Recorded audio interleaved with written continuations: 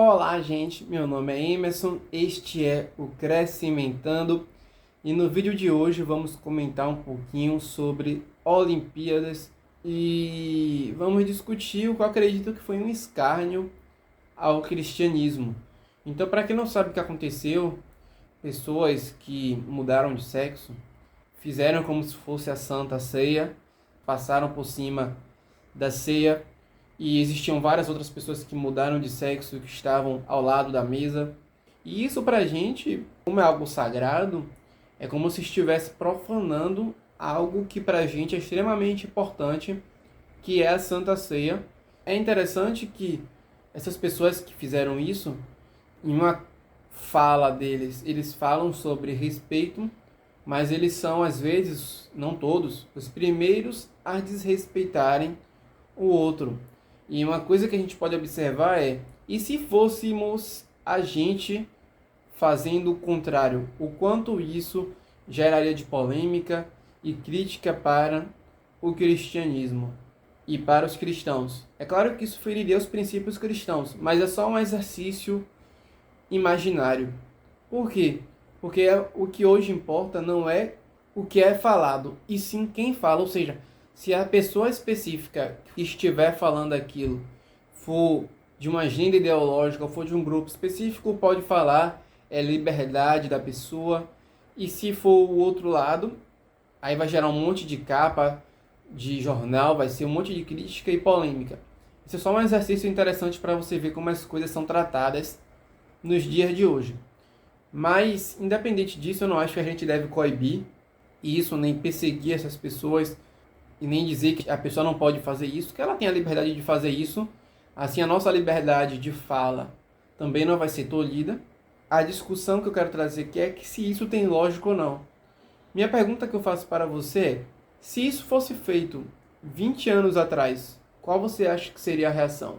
Por exemplo, se isso fosse feito no ano de 1900, você acha que isso seria permitido?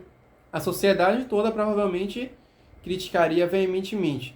Minha questão é, a moralidade mudou dos anos 1900 para cá? Para a gente que é cristão, o princípio permanece desde que Jesus veio à Terra. Mas parece que a moralidade da sociedade ela tem mudado, a ponto de algumas coisas serem mais toleradas do que outras. Então, um exercício interessante para a gente prever o futuro antes é olhar para o passado. Então, vamos falar sobre o futuro, a perseguição futura aos cristãos, mas eu quero falar um pouquinho antes. Tudo começa com o iluminismo, com a ideia racionalista de que a gente não precisava mais do cristianismo e nem da religião como um todo, que tudo deveria ser pela razão. E aí surge vários autores que falam sobre um mundo puramente racional e algumas ideologias mais racionalistas, como ideologias kantianas e ideologias nietzschianas. Mas assim, eu não vou entrar nesse aspecto, mas o ponto é que através do racionalismo e através de ideologias específicas surge a Revolução Francesa, que é a ideia de revolução e de dualidade da sociedade, que aí surge a guilhotina e que surge uma perseguição a grupos específicos. Então a revolução ela buscava fazer uma mudança rápida na sociedade, como aconteceu na França com a Revolução Francesa. E o princípio é sempre dividir para conquistar, que foi o que aconteceu quando Marx surgiu, em que ele separou a sociedade em opressores e oprimidos, em donos de empresa e mais ricos contra os mais pobres. Mas isso não pegou por muito tempo, até porque a qualidade de vida da sociedade aumentando e as pessoas elas se tornaram confortáveis com a classe delas e elas não queriam fazer revoluções. Então o que fizeram e o que os autores descendentes e defensores da ideia de Marx fizeram foi a escola de Frankfurt, que foi uma escola da Alemanha que procurou fazer revolução e transformar a sociedade em uma revolução agora não mais direta e através da guerra, mas através da cultura. E as mudanças físicas e sociais, elas vão seguir as mudanças que são feitas na esfera cultural. E isso eles escreveram vários livros a respeito desses tópicos, a ponto de termos sobre sexualidade, termos sobre sociedade, temos vários tópicos que hoje em dia estão na prática, mas que eram impensáveis quando eles escreveram. mas tudo foi projetado e tudo foi derivado a partir desses escritos, dessas discussões que se espalharam pelas universidades no mundo e também se espalharam pela população até o ponto em que chegamos na sociedade que temos hoje. Isso eu falo, claro, de esfera cultural e moral. Não estou falando de revoluções científicas nem nada do tipo. Mas o ponto é, a gente, por exemplo, teve o avanço do biquíni da sunga, que era algo impensável épocas atrás. Também tivemos o avanço, por exemplo, das ideias feministas do homem contra a mulher. A gente cristão, a gente não acha que o homem é superior à mulher, nem a mulher é superior ao homem. Mas é como se a mulher agora precisasse ser superior ao homem. E aí começa essa discussão da briga dos sexos de maneira mais intensa. Também temos lá na época de 1960, 70, a New Left, a nova esquerda. Assim, tem cristãos que se dizem ser esquerda. Assim, eu respeito quando a pessoa acredita que economicamente acha as ideias de esquerda mais interessantes. E na esfera política também, a forma de governo. Claro que não é esquerda extrema, extrema esquerda. Mas na parte cultural, a esquerda ela prega contra o cristianismo e contra os princípios cristãos. Então, nesse caso aí, você pode ser esquerda economicamente, mas não na parte dos princípios. E aí surgiu essa nova esquerda com a revolução cultural, que aí surgiu as ideias dos hippies, surgiu, por exemplo, a ideia de banalização do divórcio, e começou várias outras mudanças sociais de desestruturação da família que ocorreu e que nós vemos os efeitos nos dias de hoje. Então, essa revolução cultural que aconteceu gera o que nós temos hoje, desde a ideologia de gênero, desde desordens sociais, desde tentar incutir sexualidade cedo nas crianças. Tudo isso que está acontecendo hoje em dia, que a gente vê nos livros, que a gente vê nos jornais, que não só aconteceu nas Olimpíadas, mas que aconteceu já há muito tempo atrás, há 10 anos atrás, com museus, com ideologias nas escolas, e que a gente vê continuamente críticas ao cristianismo. Isso foi planejado desde tempos atrás. E essas ideologias estão sendo refletidas hoje. E o que é interessante é que várias ideologias dessas, tem coisas que não foram cumpridas ainda, mas que já são projetadas para o futuro, que é algo que eu vou fazer de projeção para o futuro ao final desse vídeo. Então o que nós vemos é que mudanças culturais têm acontecido.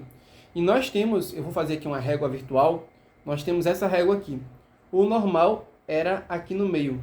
O que a esquerda e essas ideologias têm feito é, o normal era aqui, o normal agora enlarguece e fica até aqui, quase a ponto de não ter mais extremidade nenhuma.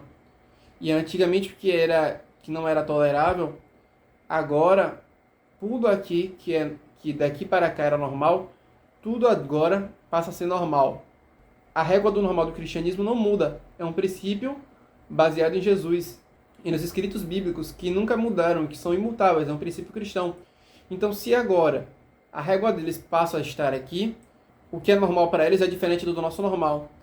Então eles vão dizer que a gente é retrógrado porque o nosso normal não mudou.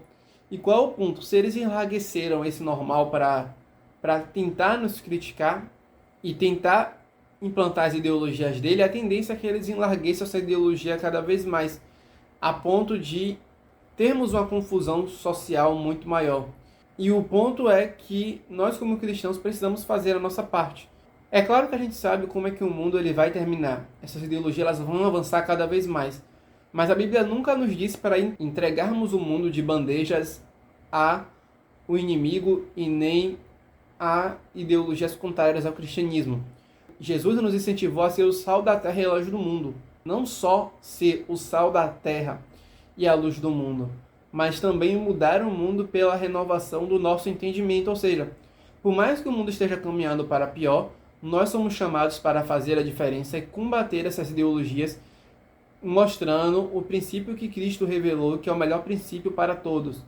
E o ponto é que se Cristo ele revelou esse princípio para a gente, e Ele quer que nós influenciemos o mundo, por mais que a gente saiba como o mundo vai terminar, nós temos que fazer a nossa parte. E isso é através de ser sal da terra e luz do mundo. A gente sabe que as projeções futuras, já respondendo a questão do vídeo, é que em breve e mais para frente vai ser permitido relação e esse aqui é claro com a sugestão, mas com base nos escritos deles, vai ser a banalização da relação entre adultos e crianças, infelizmente, é o que eles vão tentar avançar. Para a gente parece ser algo totalmente impensável, mas o que era impensável que está acontecendo hoje e que é tolerado hoje era impensável para a gente há 30 anos atrás, há 40 anos atrás. Então, essa régua ela vai aumentando e os próximos passos é avanços na área de relação sexual. A pessoa ela ser o que ela quiser, ela ter relações com animais, ela fazer coisas assim que pra gente é intolerável e que é impensável. Então a sociedade ela está indo para esse caminho através dessas revoluções. E o papel da gente cristão é mudar o mundo e ser o sal da terra e a luz do mundo, mostrando o princípio de ordem no meio desse caos que o mundo está indo. É claro que as projeções futuras são impensáveis. Isso economicamente, nós temos o globalismo, no qual essas ideologias contrárias ao cristianismo estão sendo financiadas através de dinheiro de empresários específicos. Nós também temos governos se voltando contra o cristianismo. Nós também temos, por exemplo, essas ideologias na parte sexual, na parte de identidade, avançando cada vez mais. E nós, como cristãos, temos que continuar fazendo a nossa parte.